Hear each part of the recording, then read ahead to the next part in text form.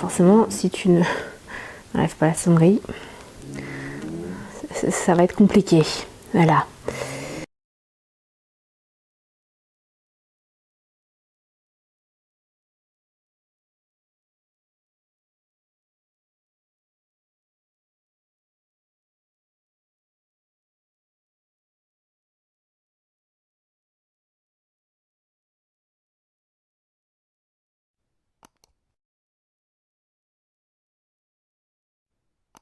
Coucou tout le monde, j'espère que vous allez bien. Je vous remercie d'être sur cette chaîne-là. Si vous êtes nouveau, on démarre tout de suite par le petit topo. N'hésitez pas à vous abonner, c'est gratuit, mais moi ça me fait hyper plaisir. Et puis à aller voir mon Insta, puisque ceux qui aiment les vlogs, je vous fais des pseudo-vlogs tous les jours en Insta Story. Voilà, et tout ça c'est gratuit. Et encore une fois, ça me fait plaisir. Bon c'est parti, on y va. J'ai décidé de vous faire un tag qui est sur YouTube depuis très longtemps, et j'ai pris les questions qui en fait ont été prises par Marie, donc Enjoy Phoenix, mais il y a Auria, il y a beaucoup de youtubeuses qui l'ont fait. Je trouvais ça assez sympa, et les tags, dites-moi ce que vous en pensez en commentaire, mais il y en a plus beaucoup. Moi j'aime beaucoup les tags, ça permet de répondre en même temps, de connaître mieux la personne et tout. N'hésitez pas à répondre aussi en commentaire ce que vous auriez répondu, enfin ce que vous pensez, enfin votre réponse, vous aurez compris le truc. Je me saoule toute seule. Première question, ton mec peut-il avoir une meilleure amie fille? Oui, et puis ça dépend. Alors la réponse ça dépend, vous allez la voir, mais je pense que c'est valable pour les 10 questions. Sérieusement, est-ce que mon mec peut avoir une meilleure amie fille? Oui. Mais effectivement ça dépend. Alors ça dépend dans le sens où si demain il débarque, ça m'est déjà arrivé, c'est pour ça que je prends cet exemple là, et que votre mec du moment forcément vous dit ouais je vais chez telle et telle, et que vous ne connaissez pas cette fille et que vous demandez qui c'est, et que la réponse est ah mais c'est ma meilleure amie. T'inquiète, pas la peine de faire de crise de jalousie, c'est ma meilleure amie quoi. On est vachement confidents, on se confie l'un et l'autre et tout, on parle beaucoup. Là clairement, c'est pas la peine d'avoir fait bac plus 20 en éducation sexuelle ou en relation amoureuse pour savoir que ça pue la tromperie à 4000. Clairement non. Maintenant, si dès le début de la relation ou au fur et à mesure de la relation, mon mec côtoie quelqu'un qui devienne très proche, etc.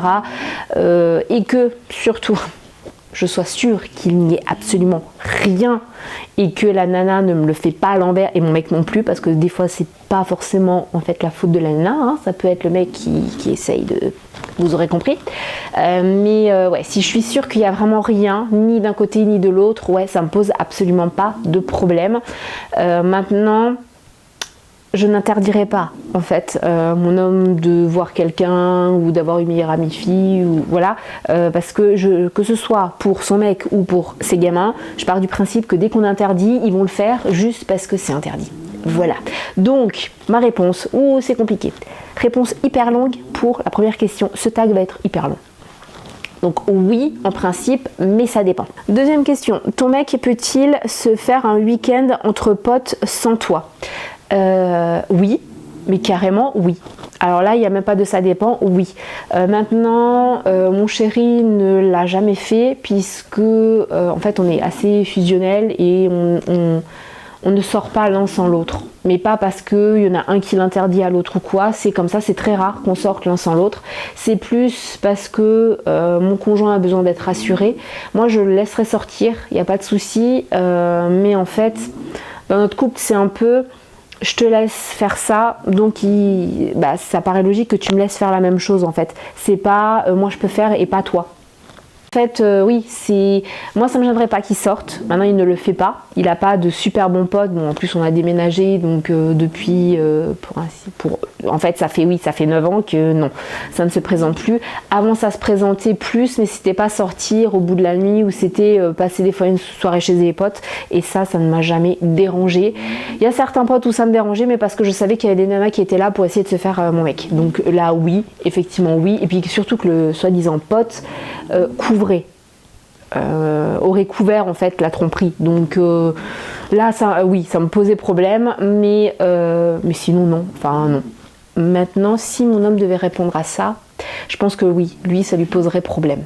Deuxième question, ton mec peut-il avoir un jardin secret, garder des choses pour lui sans te les partager? Bien sûr que oui, c'est même primordial pour moi que dans un couple chacun ait son jardin secret.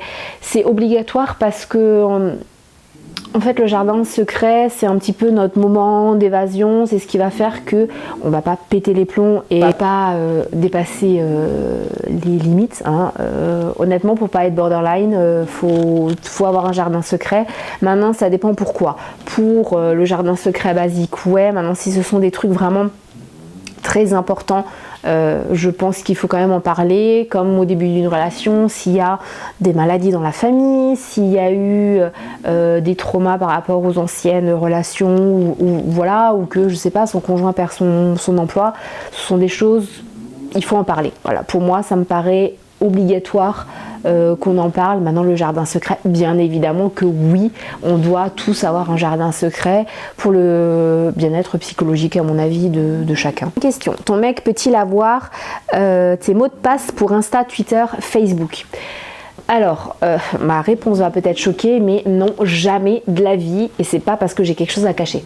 Pas du tout. C'est pas du tout dans ce sens-là, parce que c'est souvent ce qu'on pourrait se dire, ah mais tu veux pas donner les mots de passe, c'est que tu as quelque chose à cacher. Non, pas du tout.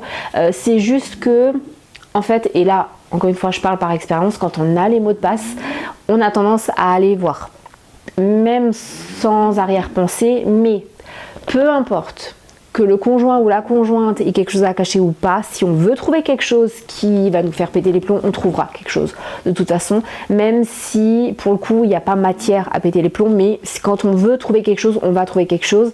Et pourquoi? Pour la simple et bonne raison, c'est qu'on n'a pas confiance en l'autre et qu'on va tout mal interpréter, et donc du coup forcément on va trouver matière à engueulade et à prise de tête. Maintenant, si mon conjoint, en fait, moi ça me pose pas de problème, si mon conjoint me dit t'as eu un message de qui, ou est-ce que je peux voir, je lui montre sans problème, et dans le sens inverse c'est aussi valable. Comme ça, enfin ouais, je trouve que c'est une confiance qui s'installe, et c'est pas malsain. Ça devient malsain à partir du moment où, en tout cas pour moi, encore une fois, il y en a peut-être qui en commentaire vont me déglinguer, qui vont, c'est peut-être pas le bon mot, mais bon, qui vont me pourrir en me disant mais non, mais il faut absolument donner le mot de passe et que tu as quelque chose à cacher. Non, c'est pas du tout dans cette optique-là, c'est juste que si on donne le mot de passe et que l'autre est tout le temps en train de scruter, ça veut dire que, eh ben, tout simplement, on n'a pas confiance. Voilà. Je me rends compte que j'ai que 10 questions, mais il y a une 11e question qui vient d'un autre tag, donc bon, en fait, il y a 11 questions. Vous aussi, vous regardez encore cette vidéo-là à ce moment-là, hein, c'est pas sûr non plus que vous soyez resté jusque-là, mais si vous avez déjà vu des tags, ce tag avec d'autres questions, n'hésitez pas à me les poser et je les regrouperai et je ferai un tag version 2 en fait de mon mec peut-il. Une question, ton mec peut-il fouiller et aller voir dans ton ordi en ton absence? Alors ça rejoint un petit peu la question précédente. Non. Carrément pas. Enfin, s'il veut le faire, il le fera, hein, clairement, puisqu'on a un ordi avec un mot de passe et après on a chacun nos Facebook, nos machins, nos trucs. Souvent, il voit, mais 2-3 mois après, ce que j'ai mis sur Instagram. Donc c'est vrai que je lui montre d'office ce que je mets par rapport à nos enfants, parce que ça me paraît logique, mais il est quand même assez loin des réseaux sociaux en fait. Lui, ça l'intéresse pas tant que ça, lui c'est surtout Facebook. Donc c'est vrai qu'il ne regarde pas non plus tout ce que je fais, mais s'il voulait, il pourrait, parce que je n'efface jamais l'historique.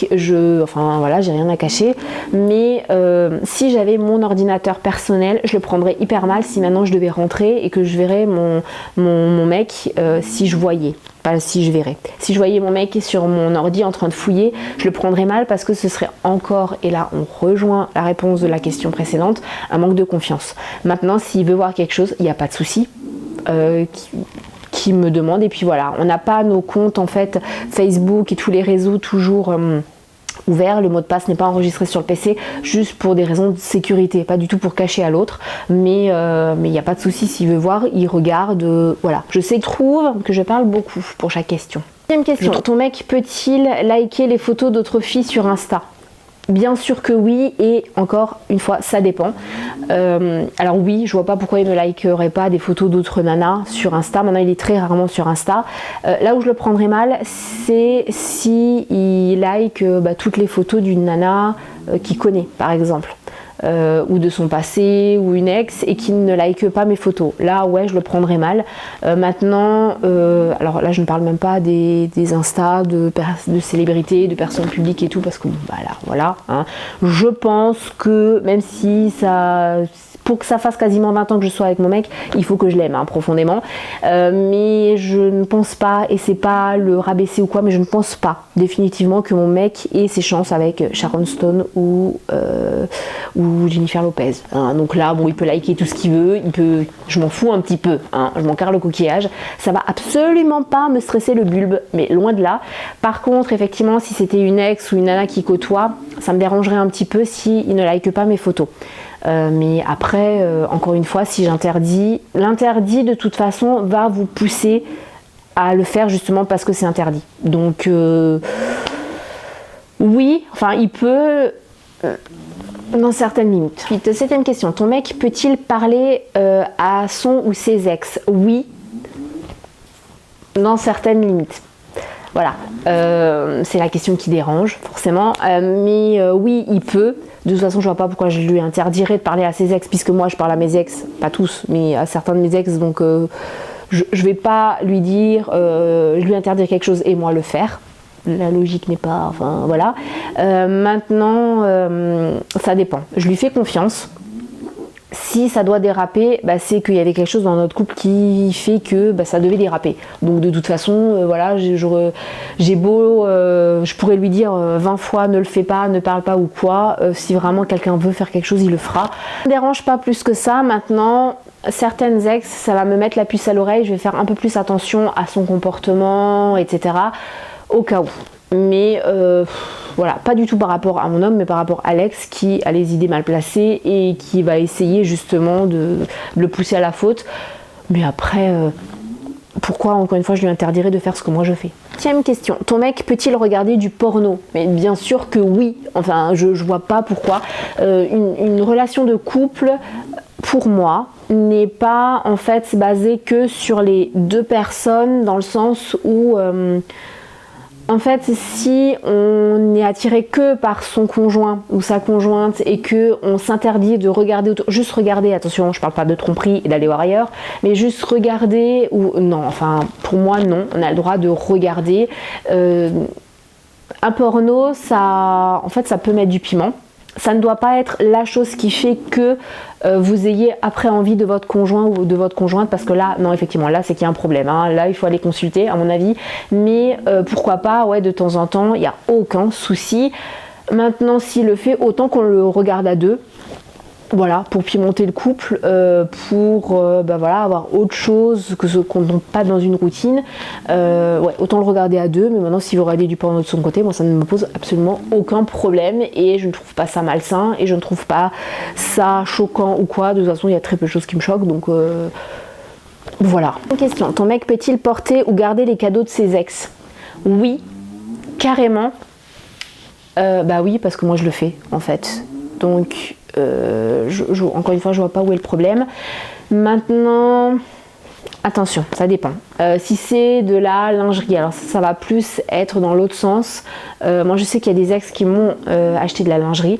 Je voulais les jeter parce que, ben, par respect en fait, par rapport à mon conjoint. Et c'est mon conjoint qui m'a dit, bah non, c'est complètement stupide. Oui, c'est ton ex qui te l'a offert, mais ça te va bien, t'es jolie dedans, donc pourquoi le jeter en fait?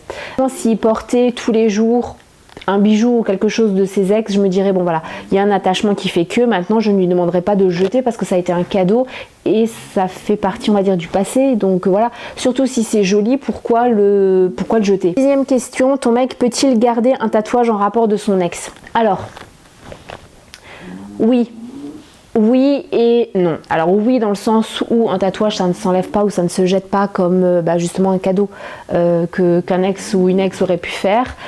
Maintenant, non, ça pourrait être gênant si mon homme avait le prénom de son ex. Voilà, sur lui. Ça, voilà, bon, mon homme n'est pas tatoué, donc la question ne se pose pas. Mais s'il était tatoué, ouais, un prénom, ça pourrait déranger. Maintenant, ça a de lourdes conséquences d'effacer un tatouage au laser, etc. Donc, je pourrais comprendre qu'il ne le fasse pas voilà, qu'il ne fasse pas tout de suite enlever, mais peut-être pourquoi pas au fil du temps le recouvrir, essayer de le recouvrir avec quelque chose, pourquoi pas. Maintenant de toute façon, même si mon homme était tatoué, on serait raccord là-dessus, étant donné que on n'est pas du tout pour mettre les prénoms des enfants. Oui, les prénoms des ex, non, carrément pas. Donc la question ne se pose pas vraiment. Et 11e question, donc c'est la question que j'ai failli oublier. Ton mec peut-il danser avec une nana? Si oui, peut-il danser aussi avec une ex? Alors oui et non. Ça dépend en fait. Oui, il peut danser avec une autre nana, ça ne me pose absolument aucun problème. Alors la question ne se pose pas parce que mon homme déteste danser. Ce serait encore une fois dans l'autre sens que la question serait légitime d'être posée, puisque mon homme déteste danser, mais vraiment, mais même avec moi j'adore danser. Bon, en même temps, j'ai fait des années de danse, de salon, etc. Donc voilà, hein. Je ne serais pas arrivée au niveau auquel j'étais arrivée si je détestais la danse. Hein. En même temps, au bout d'un moment, il faut rester cohérent. Si mon homme aimait danser, ça ne poserait absolument aucun problème qu'il danse avec quelqu'un d'autre. Parce qu'on a toujours notre façon, je pense dans un couple, on a notre façon de danser avec notre partenaire, qui est beaucoup plus collé serré, beaucoup plus rapproché, beaucoup plus tendre, beaucoup plus sexy aussi par moment que si on dansait avec n'importe qui. Donc ça ne me poserait pas de problème. Et si danser avec une ex, non, ça ne me poserait pas de problème si les choses sont claires. Maintenant, je suis mal placée en fait pour dire ça me poserait problème, parce que je sais que si je devais danser avec certains de mes ex, il y a certains de mes ex qui prendraient un malin plaisir à danser, coller serré et à faire en fait rager mon mec juste en fait pour lui foutre les boules. Juste pour ça. Même s'il n'y a pas anguille sous roche ou quoi. Donc ça dépend. Si c'est juste pour faire rager l'autre et tout, ça me passe au-dessus. Il a qu'à essayer de me faire rager en dansant avec une ex, non. Si je vois que c'est vraiment juste dans cette optique-là de me faire péter les plombs, au contraire, je vais l'inciter encore à aller plus loin, juste pour que lui il soit mal à l'aise et qu'au bout d'un moment il dise bon, ok, non, stop, mon truc de vouloir la faire enrager n'a pas fonctionné. Mais après, si la nana vraiment est trop collante ou trop... Voilà, ça me dérangerait un peu, mais après... En fait, ça me dérangerait sans me déranger, dans le sens où, au bout d'un moment, vraiment, si ça va beaucoup trop loin, mais vraiment beaucoup trop loin, j'insiste, parce que si ça devait aller beaucoup trop loin, non, hein, il a qu'à se démerder, il assume et puis après on en discutera à la maison. C'est même pas ouais t'as qu'à aller et puis tu vas voir ce que tu vas recevoir en rentrant, non c'est pas dans ce sens-là. Mais si ça devait aller vraiment beaucoup trop loin, là à ce moment-là, j'irai carrément, je stopperai le truc et s'il le faut j'irai m'expliquer avec la nana, plus ou moins calmement. Ce tag est fini, j'espère qu'il vous aura plu. Donc n'hésitez pas à me mettre d'autres questions, parce que ce tag, en fait, il y a eu pas mal de versions de ce tag. Donc si vous en trouvez d'autres avec d'autres questions, mettez-moi-les en commentaire. Si vous souhaitez que je fasse d'autres tags, mettez-moi-les aussi en commentaire, parce que j'adore ça en fait. Les tags, j'adore les regarder, ça permet de découvrir la personne sous un autre angle. Et puis ça change tout simplement des hauls et des tutos make-up et tout ça. Je vous fais plein de bisous. Maintenant j'ai hâte, vraiment j'ai hâte de vous publier cette vidéo et de voir vos retours en commentaire. Je vous fais plein de bisous et puis jusqu'à la prochaine vidéo. Et jusqu'à la prochaine vidéo. Voilà, abonnez-vous à mon Insta et à ma chaîne si c'est pas encore fait. Plein de bisous.